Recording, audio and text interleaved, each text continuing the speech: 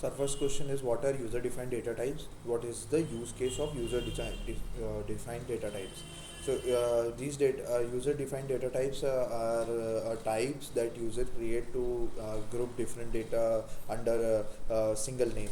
So this allows for more complex structures that can hold various types of data together and making the code more organized and easier to manage. Uh, for example,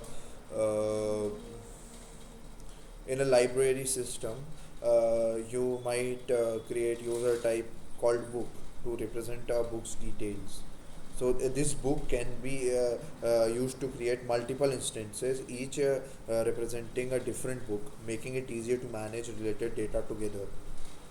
Next question is, what is the difference between a struct and a class?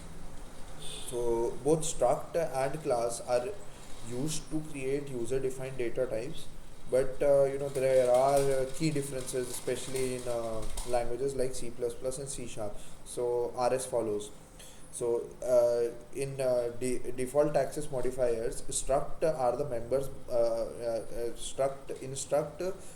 Members are public by default, and in whereas in class, members are private by default. Uh, if we talk about inheritance, struct cannot inherit from another class, though it can implement interfaces. Whereas class supports inheritance, allowing for more complex object-oriented designs. If we talk about memory management, struct typically allocates on a stack, whereas a class typically allocates on the heap.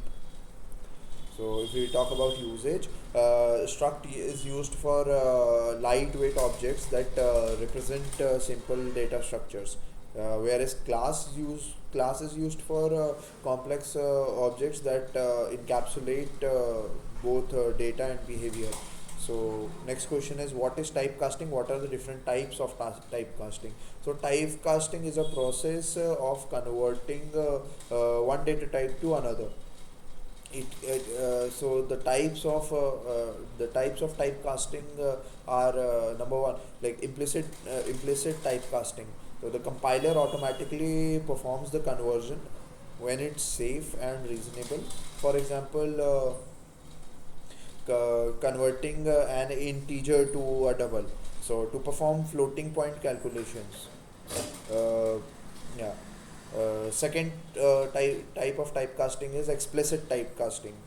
So the programmer explicitly simplifies the conversion using a cast operator conversion process. So there are several cast operators in C++, like static cast, or reinterpret cast, or const cast, dynamic cast. For example, suppose if we have declared integer x equal to 5, then we can write double y equal to static cast double x. So it is like a explicit cast from integer to double.